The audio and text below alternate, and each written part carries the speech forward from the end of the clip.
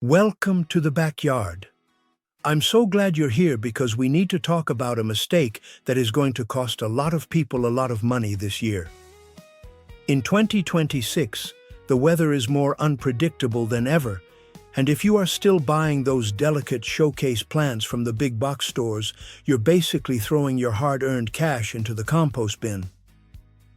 I know this because I spent years doing exactly that. I used to buy whatever looked the brightest under the nursery lights, only to watch it wither in my real-world soil within 2 weeks. But today, that stops. I'm going to show you how to get a lush, professional-looking yard with just 15 minutes of care a week. My promise to you is simple. Follow these selections and you will have a yard that handles the summer heat and gives you vibrant color for months without you becoming a slave to your pruning shears. Before we look at our first plant, I want you to remember our golden rule for 2026. This is the signature of everything we do here at No Secret Gardening. The rule is the 2026 rule. If it needs a spray to stay, it's not the way. We are looking for survivors, not divas. If a plant requires a chemical cocktail just to keep its leaves green, it has no place in our sanctuary. We want plants that work for us, not the other way around. Let's start with our first practical proof right now. Before you even think about digging a hole, you need to perform the midday soil test. It's simple. Go to the spot where you want to plant your new shrub at exactly 1 o'clock in the afternoon. Press your bare palm against the bare earth. If the soil is scorching, the leaf suffers even with water. If you can't keep your hand there for 10 seconds, you cannot put a thin-leaved shrub there, no matter what the label says.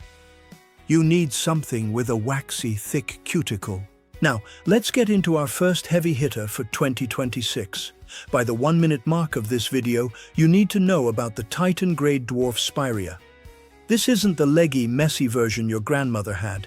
This new variety is a compact powerhouse. It stays in a neat mound naturally, which means you can retire your hedge trimmers.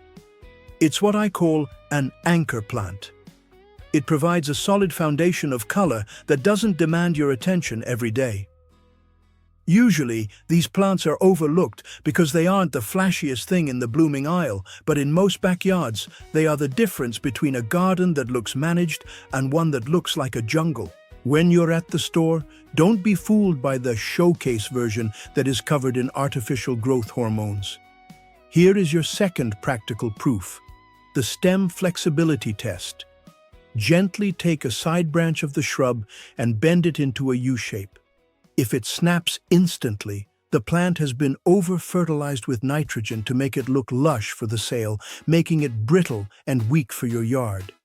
If it bends like a piece of green licorice, it's a healthy, resilient plant that is ready to grow with you. I tend to see people making the mistake of planting these too deep. If you bury the crown, you're inviting rot. Remember, in 2026, we focus on root health above all else. We want the top of the root ball to be just slightly above the soil line. It's about creating a transition, not a burial. This spirea is known for its ability to handle feet that get a little wet during spring rains.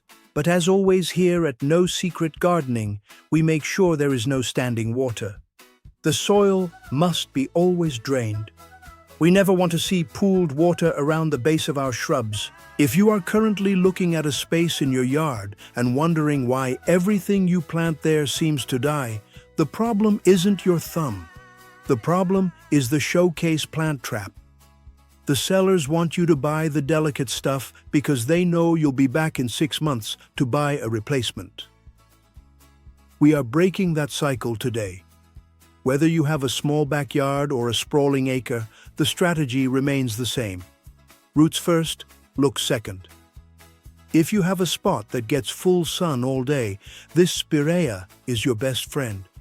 It's a set-it-and-forget-it miracle. But what if your yard is mostly in the shadows? Or what if you're trying to grow in large pots on a balcony? The rules change slightly, but the goal of effortless beauty remains the same. I lost a lot of money until I discovered the master error most people make when transition from sun to shade plants, and I'm going to reveal that secret in the next part.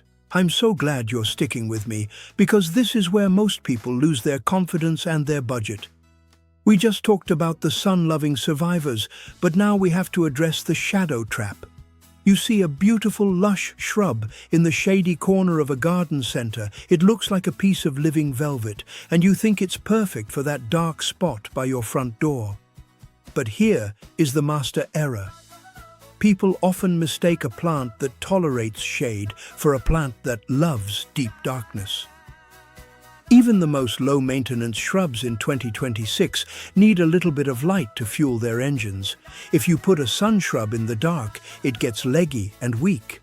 If you put a shade shrub in the sun, it burns. This brings us to our second essential choice for 2026, the iron leaf mahonia. Now, don't let the name scare you. This is a plant that has been redesigned for the modern, busy gardener. It has these incredible architectural leaves that look like they belong in a high-end magazine, but the plant itself is as tough as nails.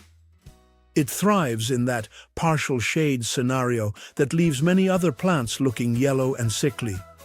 Generally, this shrub is an important source of structure for your garden when everything else is dormant. But here is where we apply our signature mechanism again, because I want this to be burned into your mind so you never waste money on a diva plant again. Remember, if it needs a spray to stay, it's not the way. I see people buying high-maintenance roses for shady spots and then spending every Saturday morning spraying for black spot and fungus. That's not gardening. That's a second job. The iron leaf mahonia doesn't ask for chemicals. It just wants a decent spot to sit and some mulch to keep its roots cool. Let's do a quick decision map to see if this is right for you. If you are in a full sun all-day scenario, stay away from this one. It will scorch. If you are in a partial shade area, like under a large tree or on the north side of your house, this is your gold medal winner. If you are in a pot or apartment setting, you can actually grow this in a large, well-draining container on a balcony that doesn't get hit by intense afternoon heat. It's versatile, but you have to respect its boundaries. I want to give you a practical proof right now that you can use to check the health of any shrub you already have or one you're looking to buy. We call this the three-finger moisture test. Don't just look at the surface of the soil. The surface lies. Take your first 3 fingers and dig them about 2 inches into the dirt near the base of the plant. If it feels like a wrung-out sponge, you're in the sweet spot. If it feels like dust, your shrub is starving. But, and this is the 2026 no-secret gardening rule, if it feels like a muddy swamp, you have a drainage emergency. Remember, we want always drained soil. No standing water, no pooled water. If your soil is a swamp, even the toughest shrub will suffocate because its roots can't breathe. I tend to see beginners getting frustrated when their shrubs don't double in size in the first month. In most backyards, shrubs follow a simple rule. The first year they sleep, the second year they creep, and the third year they leap. We are building a permanent landscape here, not a temporary flower arrangement. The showcase error that tricks you at the store is that those plants are forced into a growth spurt. They look giant in small pots. When you get them home, they often stall because they're exhausted from the chemicals. Our low-maintenance selections for 2026 are grown for steady, honest progress. If you're looking at your yard and feeling overwhelmed by the empty spaces, don't try to fill them all at once with cheap fillers. One iron leaf mahonia in the right spot is worth 10 clearance rack plants that will die by July. This plant has a strong nutrient profile and is known for being incredibly resilient against common pests. It's about working with nature, not fighting it. I've learned through a lot of dead plants and wasted afternoons that the secret to a beautiful yard isn't a green thumb, it's just making 1 or 2 smart decisions at the start. We've covered the sun and the shade, but there is one more category of shrubs that I call the unstoppables. These are the ones that can handle the worst soil, the harshest winds, and the most neglect. I saved the toughest one for last for a reason, because it's the one that finally gave me the peace of mind I was looking for. How to save a plant that looks dead. The plan for the ultimate survivor starts now. We have reached the part of the garden that I used to avoid because nothing seemed to grow there. We all have that one death zone where the soil is too rocky, the wind is too harsh, or the sun is just relentless. For years, I tried to force delicate showcase plants into those spots, thinking that if I just bought more expensive fertilizer, they would survive. I was wrong. I was fighting against the land instead of working with it. That's when I discovered the true unstoppables for 2026, and specifically the silver cloud sage shrub. This is the insurance policy for your backyard. If you've ever felt like you have a black thumb, this plant is here to prove you wrong. It doesn't just survive neglect, it almost seems to prefer it. The silver cloud sage is an important source of texture and color, known for its shimmering foliage that looks like moonlight even during the day. It has a strong nutrient profile that allows it to thrive in soil where other plants would starve. But the real reason I love it is that it follows our 2026 rule perfectly. If it needs a spray to stay, it's not the way.